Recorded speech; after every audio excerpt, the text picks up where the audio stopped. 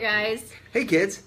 Kids? No. Oh, don't you love it when somebody calls you kids, especially when we're talking about midlife? I don't think so. No, it's horrible. We can't stand it either. Anyway, we'll wait a second for some peeps to get on. This is an important message for all you in your 30s, 40s, 50s, 60s, 70s, and 80s. Yeah, this is a huge subject which we want to go over. It's really been on our hearts, especially in the last day or so, and definitely off and on through a lot of life. But it's dealing with midlife, right? And the phrase was coined actually in 1965. So, the guy that pinpointed it, his name was Elliot, and John has some information on that, but it came about in 1965. But it's what is happening, right? What's happening at the midlife crisis stage?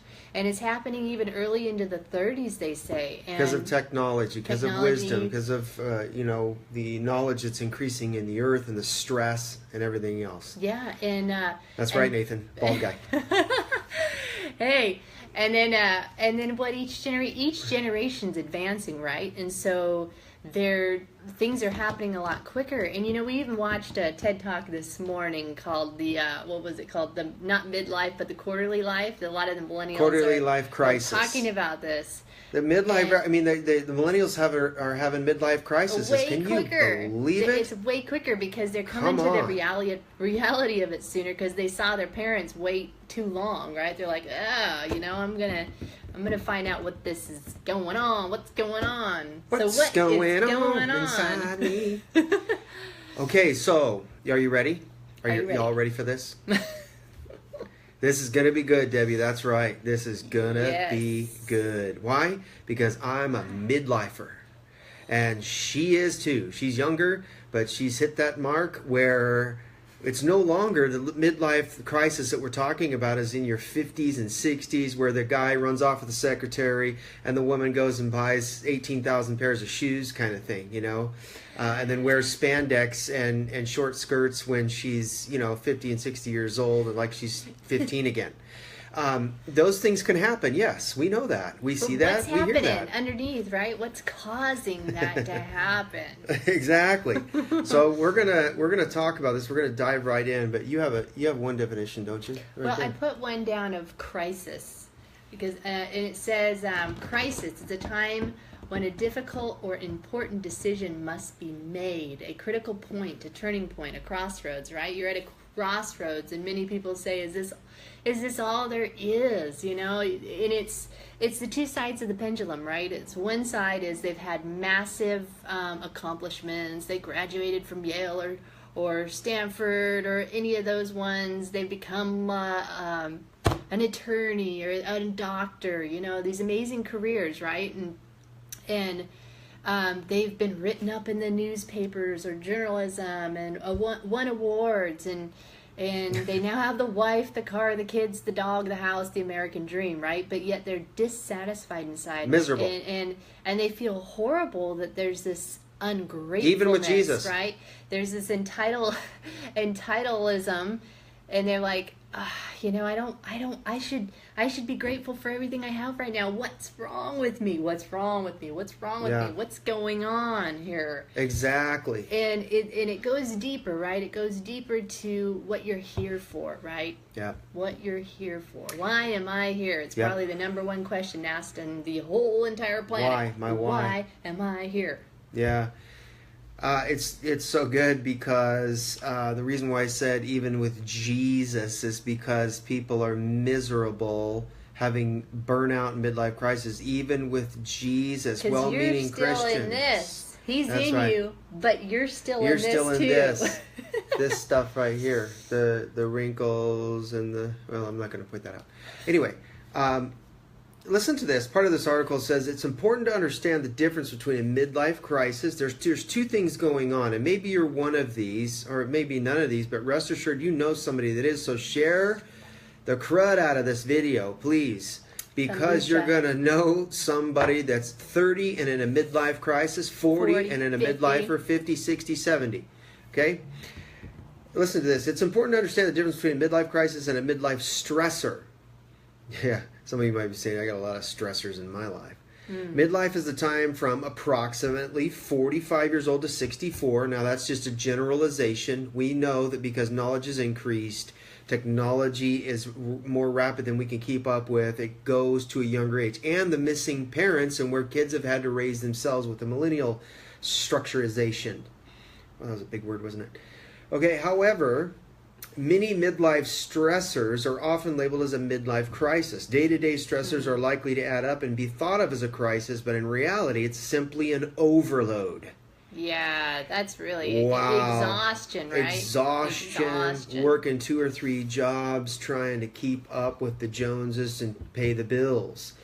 Both, goes on to say, both men and women often experience multiple stressors because of their simultaneous roles as wives, husbands, mothers and fathers, employees, sons and daughters. So some of you that have 3 and 4 children out there, it's a juggling act. You know what this feels like. You're trying to be both mama and daddy and bringing home the bacon. Well, and taking care of your parents, right? That's right. That's right. Taking care of the parents, taking care of everybody else around you, your deadbeat friends and all that. Couch surfing on your couch. The article says many middle-aged adults experience major life events that can cause a period of psychological stress or depression, such as the death of a loved one or a career setback. We know those things to be true. However, those events could have happened earlier in life, like we said, or later in life, making them an actual crisis, but not necessarily a midlife one. In the same study, 15% of middle-aged adults experience this type of midlife turmoil. Being of a lower educational status is related to feeling stressors to a greater degree than those of a higher educational level during midlife. You know, this is just a generalization from, a world standpoint, but how many of you felt like in the church world that you've been passed by some young buck that had all the charisma and the talents, the gifts and the abilities, and they were the one that stood out because they had, the Justin Bieber hairdo, and they just flew by you. And the voice. And you're sitting there thinking, wait a minute. I've been committed and faithful I've been faithful for 25 years.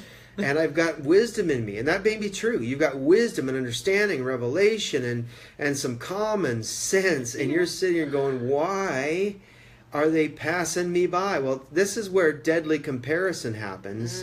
And even though that may be true, there's a place for you. And it may not be in that pew. It may be somewhere else. So take one shoe after the other shoe and walk down the road, won't you? See, here's the thing: is if you're not, you don't tolerate where you're not celebrated. Oh, that's good. And if there's a young people passing you by, well, first of all, we should celebrate those people, right? We should celebrate those people, even if we feel like we're being passed by. But you know what? In the body of Christ, no one's passed by because God sees it all. And here's what's going to happen to you: if you're a midlifer right now. You need to know that you've just reached convergence in the Spirit. That's the key, right? What is convergence? Convergence means you've collided with life experience and a divine moment in time that God has divinely appointed for you. It's called your appointed time. And when those two things collide, God has need of you because you're able to dispense some things with wisdom like maybe some younger person couldn't do. But you're able to convey it in such a way that brings depth, and it moves a soul, it moves a spirit, it moves a person. And there's wisdom. More than just the charisma and the Justin Bieber hairdo. More than just talent, right? Who was it? John Maxwell wrote an awesome book called "Talent Is Never Enough."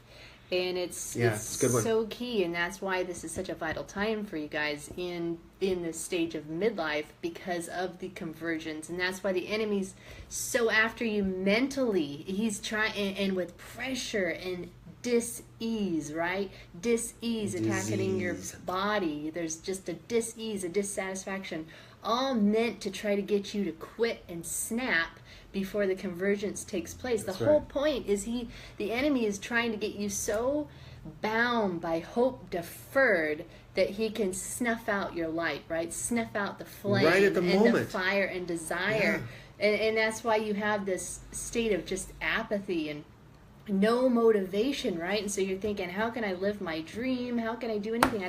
I have no feelings. It's like you're numb, right? Just numb. You're done, numb, dumb, Dumb.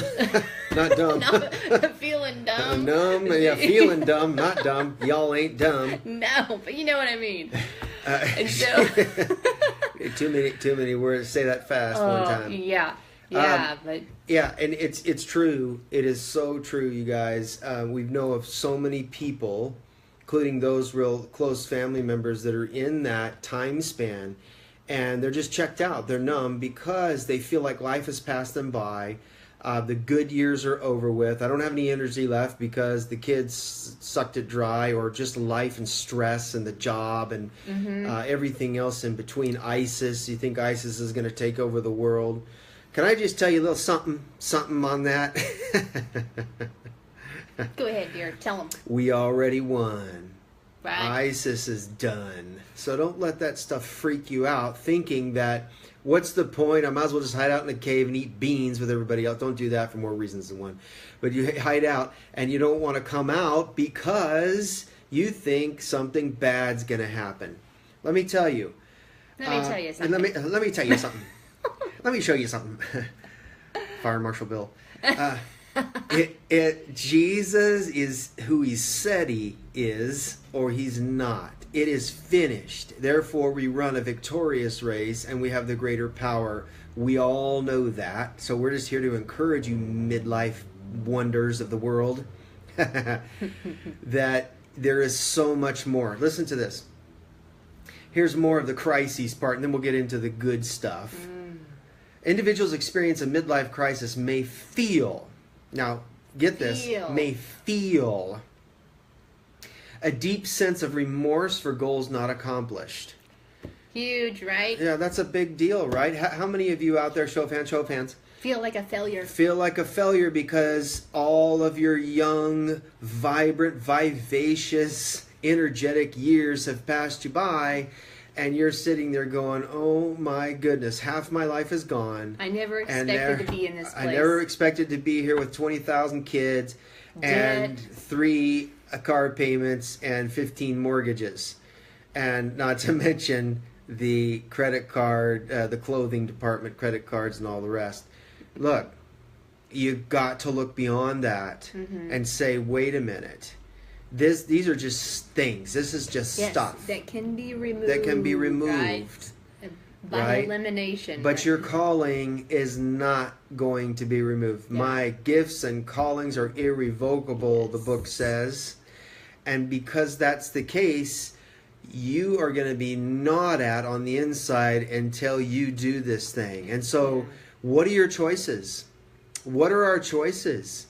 We only have one way, and that's upward and onward. Any more sitting in the stuff and our own negativity and our own unbelief and our own numbness is going to cause us to age faster. You don't want to get any older, do you? No. Of course not. Neither do I. So that's one thing, a deep sense of remorse for goals not accomplished. Another one is... Yes, God's showing me a new chapter. That's right, That's Cynthia. right. And that's what he's after. We're going to get into age brackets here and what people are doing, too. Amazing things when they get older. In fact, it's even more so because of the wisdom that's gained along your journey, life experience.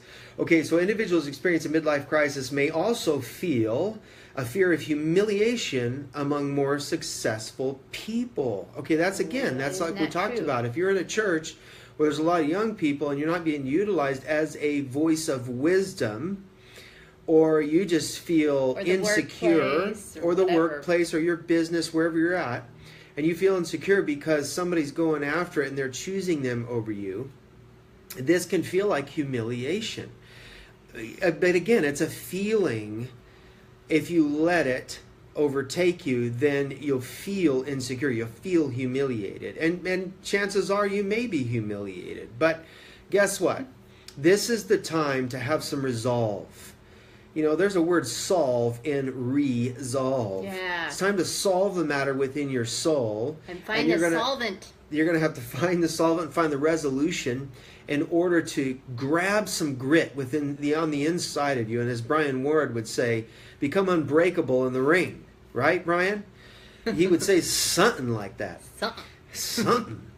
So what it is that you've got to find resolve within yourself. Every single human being on the planet has resolve. It's called spiritual resolve. Yeah. It's called the hope of glory within you. It's Christ in us. He's the most, he's the greatest resolution we've ever had in our lives. And if you're not feeling it, right, you're in this state of just numbness and you don't have any motivation, it's because maybe that season or that time has ended and you're still sitting in it. It's like a ship, right? A battleship that's completed its mission and it's now back at the dock, right? And so it's just sitting there. And so then you're just sitting there and you're just waiting, and it's already been time's up to move to your next mission, but because you, quote, didn't get the permission, or you thought you didn't have permission, or you didn't seek to find out, okay, what's the next stage in my life, we remain there kind of stuck at the dock and we just kind of settle. Yeah. Instead, we need to acknowledge that part of our life was complete, done, the mission's done, and we need to move into this next phase of our life and get fresh direction. You know, like Cynthia said here, I'm in a new chapter. I'm 58, and God is revealing to me about the new chapter in my life. You know, God had everything prearranged. All our days are numbered in His books. And so we got to find out where this disconnect is, where we've kind of let ourselves sway. And I want to share with you, this is really, really encouraging. Yeah. From this book. You know how I love the books on heaven. So this is really amazing. This is, let me pull it up here on my Kindle. That's right, Brian. So awesome. Yeah. this book is about a guy that the Lord allowed to remember things, you know, in heaven before he came to earth. And so he was sharing. He said he was talking about how we all have missions given to us, that we choose to be sent down here, and we're each given a mission. So he says, a mission can be very short or it can take a lifetime, and some people are given more than one mission to carry out. Some spirits are sent here to be spiritual teachers or good stewards of the earth. And he was saying how, they're all equal, not one's better than the other. But it says some are called to be good stewards of the earth or caregivers. Others are sent to be healers or artists or helpers. Many are sent to be good parents or friends. There are all kinds of missions, and they are all unique. No two people have exactly the same one, and they are all important, for God does not bestow insignificant missions. Whether He sends us here to take care of one child or to change the world, each and every mission is noble and valuable. They are important because God Himself designed them to serve a great purpose. So he comes into saying here, some people become so earthbound in their thinking that they use their free will to ignore their mission after they are born. They get so lost on a different path, looking for peace and happiness in all the wrong places. And this is even like, what can happen in the midlife stage. That's right. And that's what I'm sharing here. It says they got lost and they're looking for peace and happiness in all the wrong places, that they wind up not doing what they came here to do. Other people look at their own lives and wonder if they are doing what God has asked of them. They wonder if they somehow missed their mission. And isn't this a huge thought when you hit the midlife stage? Have I missed the mark? Did I really do what God called me to do? Or why is it suddenly changing? This looks so different than what I thought I'd be doing, right? So said the angels. I touch on that when you're done. Yeah, so the angels taught me that when we feel dissatisfied or restless or empty, our spirit is trying to tell us that we have strayed from the course God laid out for us. Those are times when we need God's guidance the most. If we ask for direction, stay open to the answer. No matter what it is, God's Spirit will lead us back to where we belong. Yeah, wow. Let me. I just want to comment on this too, because of my own life, my own experience. They wonder if they somehow missed their mission. I don't know about all you listening here, but I'll be turning 50 this year, and I know some of you older peeps are saying, "Oh, you're just a young buck," and then some of you young ones are saying, "Oh man, you're old, dude." It doesn't matter. I feel inside, you still feel like you're 21, right? You still think that way. You still feel that way on the inside. And I've kept, working out and exercising and eating to right. a degree and eating right. We work on that. I feel pretty good. I don't have any pains or aches or pains. It's because I've set out to do that. But one thing that's been difficult for me is the mind. Ooh. And I don't know about y'all, especially you prophetic peeps, where it hits you in the mind is a big deal. And that can make you feel like you're 70 or 80 sometimes. And then it can also make you feel like, you're 50 or halfway there and you're missing it. Did I miss the mark somewhere? Because other people, quote, seemingly are passing me by. The opportunities are going this way and that way, and then here am I, woe is me kind of thing. We get into a pity party mode, right? Anybody ever been there, done that? I'll raise both my hands. Been there. The thing about it is that nothing that we go through, and I want to say this emphatically, is that nothing that we go through, even as unbelievers, is for naught. For example, when you have been through some horrific things in your childhood, say you've been abused in some kind, whether it's mentally or physically or sexually, and that's horrific for any child to go through, no doubt. But one thing that can happen is if you make it through that situation and then you find Christ, God can actually turn that horrific mess into a message. Mm-hmm. And so where the anointing comes in for you will be totally unique and different than it would be for somebody else. Mm-hmm. And so only you can reach that sector of society or those people that God has put in front of you in a way that Amy and I couldn't, mm-hmm. and vice versa. We always talk about how God turns our messes into messages and our tests into testimonies and all the rest, right? We hear that. But it's another thing to live through it and then have to deal with this. This is why it's important to renew this consistently, not only by the Word of God, but allowing Him to change your paradigm through that and through relationship. And so for me, my biggest difficulty has been in midlife is the hope deferred most of my life. When you've had a somewhat rough or different kind of childhood, and then you double down on that in your teenage years, and then you add trouble and chaos to that wounding, hurt, and pain, and then it begins to multiply by all your partying and your choices that you do. You've got a lot of stuff to unravel or get healed by the Lord. But when you see disappointment after disappointment, and then it just piles and compounds into this hope deferment, it's like, man, when is it ever going to happen? It's like you're trudging through cement or mud, and you feel like, when is something going to break forth and break out? Now, it's not as if, some of you listening, it's not as if you haven't had good things happen. That's the same with us, right? Same with myself, as I've had great things happen, and she's one of the best things that's ever happened to me.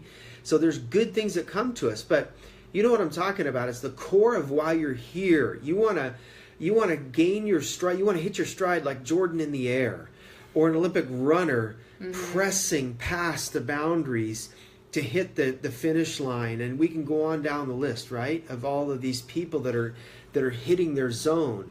And so that's what I'm talking about, is when do I get to hit the zone and play the game kind of thing, be in the game. And I always had felt like I'd been on the sidelines, sitting on the bench.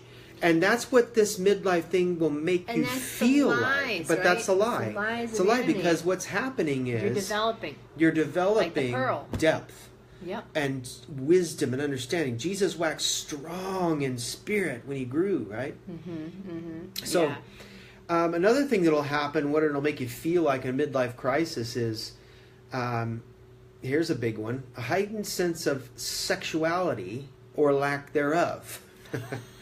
Thus, we introduce Viagra. Thus, we introduce the billion-dollar industry. the 60-year-old in a mini skirt and high heels, or tight jeans that she has no business wearing, right? And she's trying to be 20 again. Or the man has a crisis and he's got to go chase the 20-year-old in the skirt in the office, or buy the latest, greatest brand new car because he's feeling like he's missed something, or it's heightened. Everything's heightened. So it's one way or the other, right? It's either a double dose of Viagra, or it's a double dose of sexuality in the other way. Shut down. Yeah, and there's the despair shutting you down. So that's a big deal. But what's the drive behind it? You know, they feel like they're missing. They feel like they're missing something, though. They're trying to fill that sense or loss of adventure. Yeah. And so it really becomes, it's an identity crisis. But this is the point God is trying to make when you're in this stage, is because he's wanting to give you a new identity. See, what happens is we hold on to the old identity, and because our body is aging, or we're growing and we're moving past that stage, and so what does that make? A new identity is forming. Well, our original identity. He's really trying to come in from heaven, full bloom. You look at the plant, right? Is that its heightened stage in its young 20s, in its young stage, in its green leafy stage? No.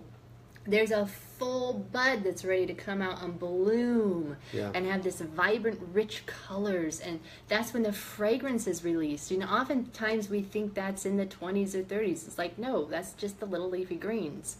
And there's the depth and the fragrance that comes out. And so the unveiling and the revealing of your true identity is trying to come forth. But at the same time, the enemy's trying to knock you off course, or clip you right before you bloom. Ouch. But you know, clipping. Whoa.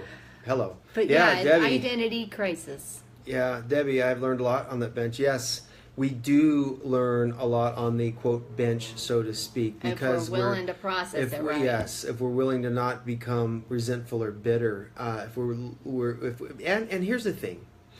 There's so much talk right now in the church world about going after your dreams and climbing your 18th mountain and all of that, which is great, right?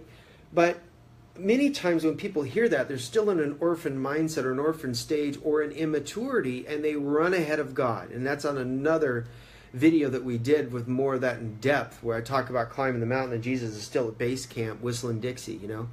But it's one of those things to where we don't glean enough, and I'm saying this in general, we don't glean enough from the times that we, quote, have on the bench, and we watch the players that are out in the field and glean from what the coach is saying and have a close relationship with the coach, Christ Jesus, of course, so that he can give us play-by-play of what is uniquely designed and tailor-made for us, and not comparing to the other players. How many times... Let me rub my eye here. How many times have we looked at a Michael Jordan or a Kobe Bryant or a LeBron, and in the sports world, so to speak, we'll just go there, or in Mr. Unbreakable, Brian Warren. How many times we look at those people and we compare and we go, God, why didn't you make me like that? Why didn't you make me to float in the air like that? Why didn't you make me like that singer? You watch The Voice or one of these singing shows or dance shows, and you're like, man, I wish I could do that.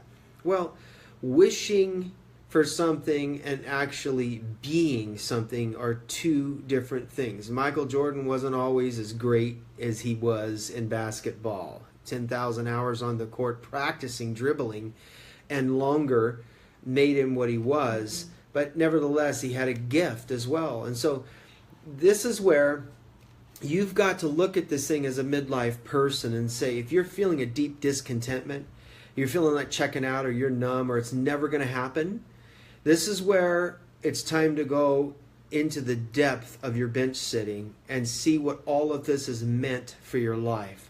Yeah. What God has really been doing in you, because rest assured, He has not abandoned you. He's never left you, nor He's forsaken you. You haven't made the big mistake. Here's another lie. You made some big, horrible, wrong turn or some big mistakes, and now you're suffering it out, paying the consequences. Well, that may be true for a time, but that's not the rest of your life. God can bring you full circle in a quantum moment if you'll just cast it in and surrender all to Him. Cast all your cares at His feet. Surrender all and say, God, not why is this happening to me, but what are you doing for me and in me and through me through all of this? What does this mean, and who do you want to be for me that you couldn't be for me in any other moment, right? Like Graham always says. And it's just, the Lord spoke to me last night and had me write down this word about this whole thing. And I won't read the whole thing, I'll post it on Facebook maybe in the next couple of days, but I want to read you a couple things that he shared last night. Yeah. Oh, and by the way, before she does that, we forgot to mention this at the beginning. Yeah. This will be part one of probably several, because this is a big topic and we know that there's so many going through a midlife situation right now and they don't understand what season they're in. Yeah. In the kingdom. Or what to do. So this is like part one, all right? Okay. So he said, many of my people are in a midlife crisis and haven't even acknowledged it. This is not to say to receive it, but to identify and align yourself to adjustments. There's something hidden under the term midlife crisis. There's something deeper taking place than few have turned to look into. Most run for an outside source of pleasure to satisfy and bring stability to their uncertainty. Yes, this is a stage of great uncertainty. But no, my children, your life is not over. No, your greatest days are ahead of you. I do not judge according to man's ways. They say, oh, the primes are in the 20s. I say to you, the prime is in your full radiant bloom, even up into your 80s. Wow. There is depth and deep, vibrant colors that accompany your age. Yes, there is a breaking point at this stage, but it's meant to break you open like an alabaster box. Oh, wow. Listen to that. It's meant to break you open for the fine maturity and fragrance that you are. An appointed time, right? Jesus, Mary, that was an appointed time that she had been saving the fragrance, the oil, the alabaster, for it to be opened for such a time as this. And it's same with you guys. All your days are numbered, all of us, for such a time as this. Nothing is a mistake. We're not out of time here. So he continues, something often aged is worthy of value. My standards are different from the world. Again, I say to you, the best is still to come. Think of yourself as a fine wine. What good is wine when it's young? Sure, it tastes sweet, but it doesn't quite have the richness and impact it's designed for. Go ahead. I'm going to shut the window, folks. This train is going to get real loud. We got loud trains around here. Several of them. Still not used to it, but hey. So, he says, this stirring and sense you feel inside, this sense of dissatisfactory is not a bad thing. Almost caved in the window. It's a redirecting. Sorry. It's a redirecting. Distractions. Yes. So it's a redirecting. And then he said a bunch of other things, and I just want to go down to just this other point really quick. And I will post this whole thing. But but you want to read, we're going to read segments of it, right? Yeah. The next couple ones? Yeah, but I wanted to read this one part on the convergence. Here we go. Okay. Many people are at a boiling point, and that is why it is a crisis. Don't let yourself get to this point. The enemy is wanting you to snap, like we were saying, right before you reach convergence. Oftentimes you felt the pressure and weight to be unbearable. Please come, release your burdens to me. You've formed a habit of becoming a burden bearer. Some of this was put upon you, but some of it you chose out of obligation. Oh, my children, please come. Let me release you from the stress. Come into my presence and just soak. Yeah. Just rest before me. Make up your mind and do what it takes. It's vital at this stage, for your vitals are even at stake. Vital at this stage. Yeah, vital organs. Rest. Vitals. Man, that's so good. And she has so much more the Lord downloaded to her for this. Because why? Because it's so much on the Lord's heart right now for all of you. Maybe you're not midlife. And again, for those of you just joining, midlife can go from 30 to 65, 70 years old because of where we're at in this moment in time, in this era, and education and knowledge and all that kind of stuff. But the important thing to know is that God has your number. He knows exactly what you're going through. Maybe you're just numbed out. How many times have I scrolled through Facebook, social media, gone on there, and I'm just like, man, I'm tired of the same old stuff. Can I get a show of hands? Who's tired of it? All of the political stuff and the negativity, and this person died and that person. Then for some reason Facebook allows these gross videos to pop on there, and then when you report them, they're like, oh, that doesn't violate our policy. Well, it violated me. Hello. So I get it. We get it. We understand that these things happen, and then what's going on in the news, and then you have to hear it at work, you have to hear it at church, you have to hear it from your friends, and it's just bombarding you on top of you feeling this crisis upon you, or this stressor. So believe me, we can relate. But there's one thing that Amy and I know, is that if we don't allow a spiritual resolve to rise up within us, like David said, I encourage myself in the Lord, then where else can you go? You'll just be flushed down the toilet with all that other junk that's on social media, right? And we don't want to go there, because we are more than conquerors. We're a people that overcome, regardless of how difficult it's been. And we're not trying to make light of anybody listening that's been through some horrific things. Man, our hearts go out to you. And some of you have been through some real doozies, right? But, ours has mostly been mental. And that's bad enough. I mean, that's probably one of the most difficult challenges there are, is to have a constant mental barrage. But again, it's how do we process what we are receiving and what's transmitting to our brain, to our spirit, to our soul, and then what's coming out on the other side. Listen to this. For all of you people that think you're too old and it's passed you by. Job 12:12. I love that. Governmental 12:12. The 12th hour. Wisdom belongs to the aged, and understanding to the old. One thing that happens, remember when you were a teenager and you thought mom and dad didn't have any common sense, they didn't know anything, we thought we knew it all when we were a teenager, and we didn't understand the truth about this very statement. Job 12:12, wisdom belongs to the aged, and understanding to the old. Listen to this, 1 Kings 12:6.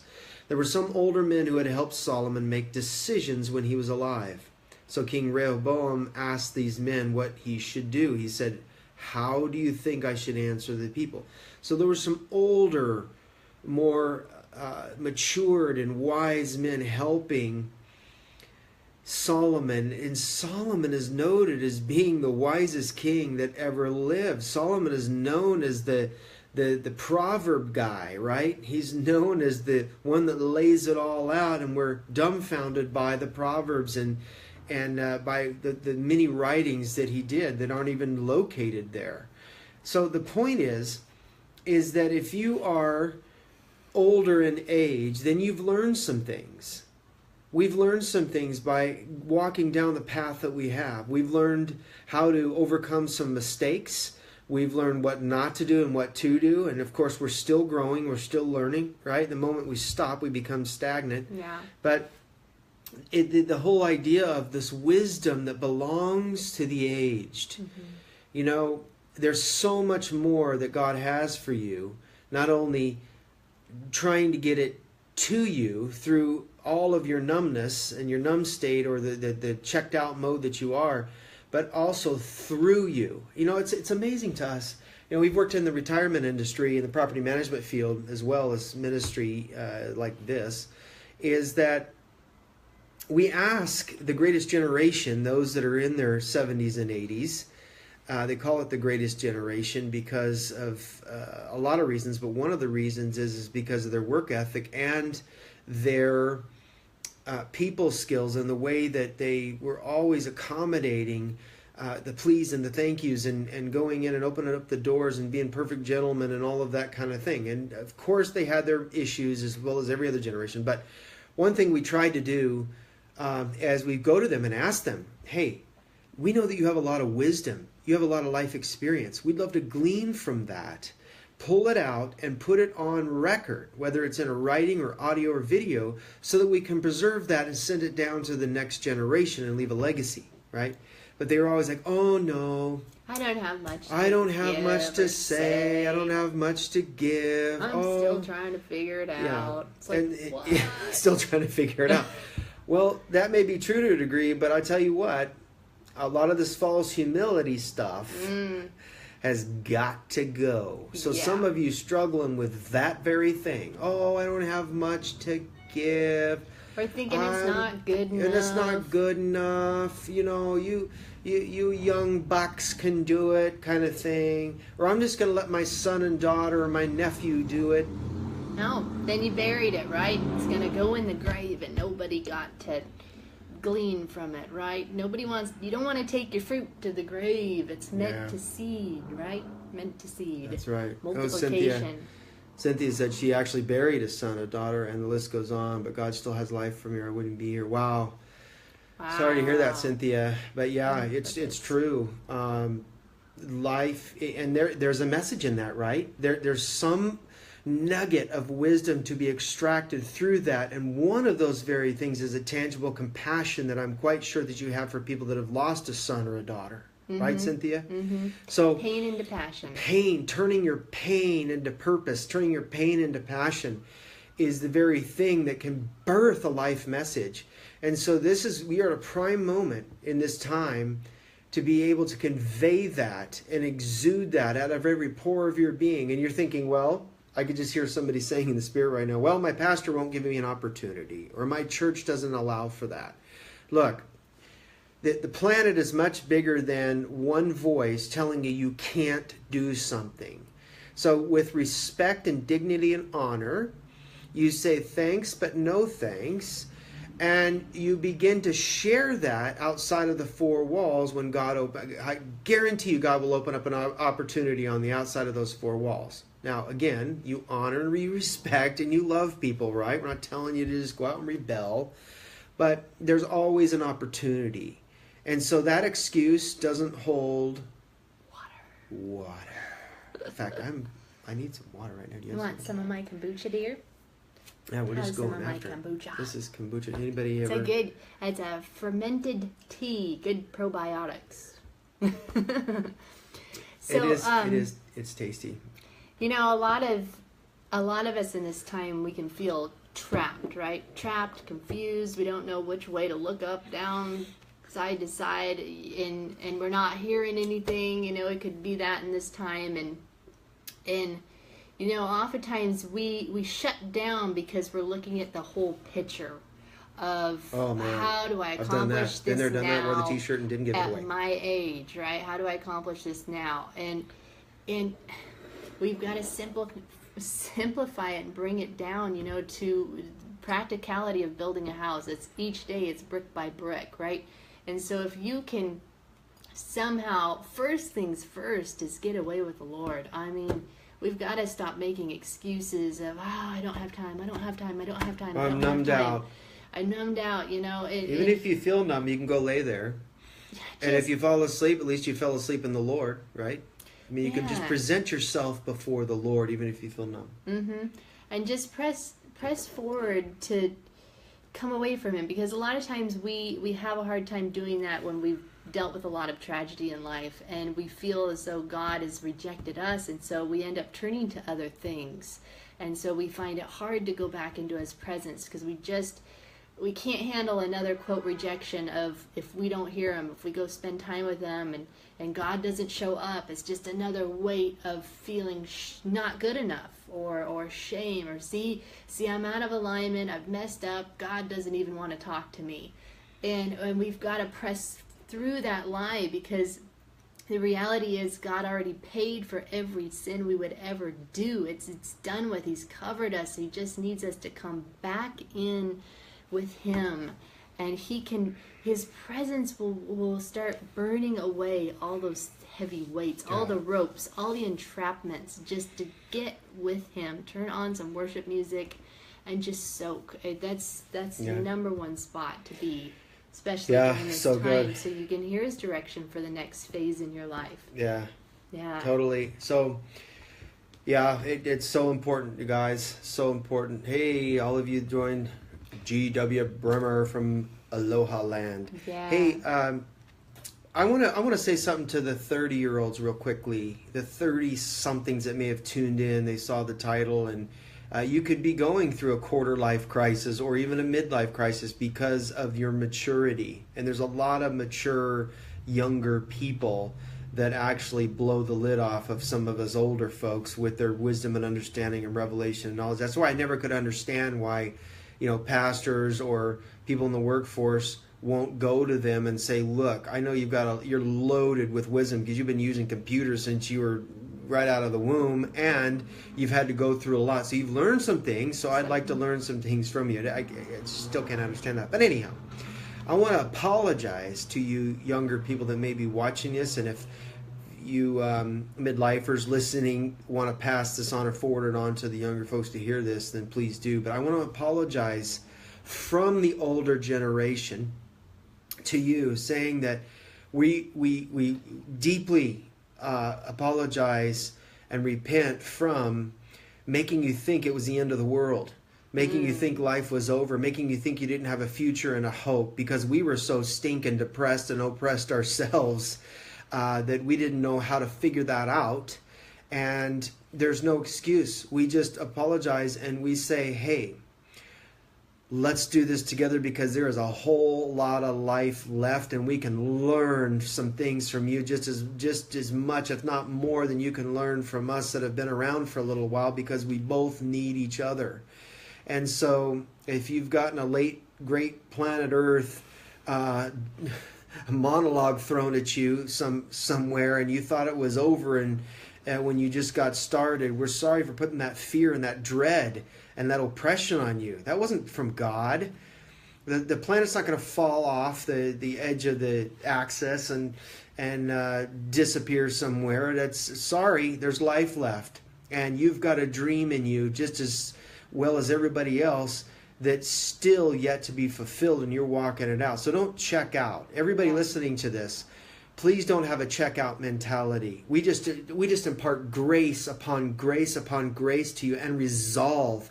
I decree resolve to you right now that you will not give up, give in, throw in the towel and say it's over with and you have nothing left to give. That is a lie from the pit of hell. So we just supercharge you by the Spirit and say, run.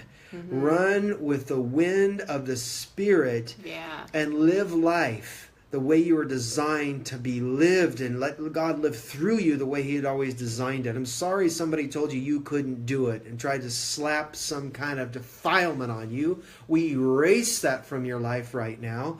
We call back and call off every religious demon that tried to silence your voice. It's not from God. And His thoughts towards you are of peace, to give you a future and a hope. And just to be released of the obligations you've been carrying, and to know that it's okay to have your own dreams and desires and to move in them. It is not selfish. What's selfish is for you not to move into them, because then we all miss out. Can you imagine if somebody thought it was selfish for creating this cell phone or creating this jar to carry something yummy in? It's just, Or that back there, the prop. The prop. The blinds. Oh, I don't want to create the blinds. That might be selfish of me. So I'm gonna take care of everybody else and neglect my own dream, neglect my own call and all this stuff because I'm supposed to deny myself. And see, this is a big thing that happens with midlife. Why it happens? Because people have spent years denying themselves. They've been sowing their lives into everybody else's dream, everybody Raising else's kids, call, the their bills. kids, their parents, their spouse, you name it, that they've become so depleted that they hit a place of despair. And that is why you have the suicide rate so high with midlifers. Oh, because of exhaustion and despair. And, what were you saying about women? And told, we need to deny ourselves. No, but earlier you were saying about women is the higher rate. Yeah, they just did suicide. a statistic on it about midlife women. It's crazy, the suicides that are happening. Isn't it higher right now. than men now or something? Mm-hmm. Yeah, and why is that? So much. If that's the case, both of them are. But if that's the case, because the men, it blows us away whenever we watch a show or something, and it's always like, "Hi, mom," with athletes or whatever, and they ask them where the dad is, and the dad's gone. And we're not. Believe me, there's all kinds of situations, circumstances as to why that is, but still, women are carrying a lot of pressure, as well as men. But man, that would make sense because they're raising the kids, they're trying to pay the bills and all that. Give me. Everybody's pulling something from you, and this is why it hits this crisis point, because it's a turning point where we have to say, enough is enough. I have to go back. I've got to return back to my core of who I am and why I'm here, and start nurturing me. Because the Bible says you're to love your neighbors as you love yourself. Well, how are you going to love your neighbors if you don't love yourself? And we're not talking about the ego pride. No, we're talking about love. Love means being kind to yourself. Love means nurturing yourself, nourishing yourself, taking care of your health. Then you can fully love others. And so I think this midlife crisis is that crossroad where we really got to take a grip and really assess where we're at. And that's what's going on, We're assessing. How do I really want to live life? Is there any more to life than where I'm at right now? And we can't get in this thing break it down, shutting down, because the reality is God has you in a metamorphosis right now, and that's why you felt like you're dying. Because you're dying to the old, and you can't keep returning back, trying to pump that thing up and make it work. It's just like people that have had ministries where they were it in the past, doing the revival thing, and the anointing was flowing, and then God pulled them out for a time, and then they're still trying to gear back up to go back in that, and God's with like, old no. language. Yeah. No, I'm morphing you. There's a metamorphosis coming so that a greater purpose and richness and cross-pollination can happen. And so Cynthia. Yeah. I want to share just this short paragraph really quick. This is what the Lord was saying on that last night. He said, you are in a state of metamorphosis, but in order for this to work and bring you the fruit and change necessary, you must still yourself and allow the process to take place. You think about the caterpillar, it has to come away, and it comes into this cocoon, and it has to still itself and let the process take place of that death, where you just, like, you're ooey gooey, every limb, everything is just changing and shifting. And so he says, you have to still yourself and come away for the process to take place. Let me remove the things that need to go. And that's what's happening in the cocoon. He's removing the things that need to go. When my people get fearful, they often cling to what they know and what gives them pleasure in the past to subside the pain and insecurity. Oh, my children, if you'll just trust me and still yourself, come away and lay before me in a state of surrender. I will do the work. Make the time, make the space for me. Don't allow the things surrounding you to dictate to you any longer. I'm asking you to make room for me. It is necessary. Do what you must. Let go of the things taking up of your time. Aren't you tired of living life on the run? It's running you into the grave, and that's not where I want you to be. You must say, enough is enough. Enough is enough. That is so good. We'll leave it lay right there. I'm just gonna just a couple more things here to encourage you at your age right now as well, and then we'll pick up on part 2, and we may go into part 3 because there's so much to talk about.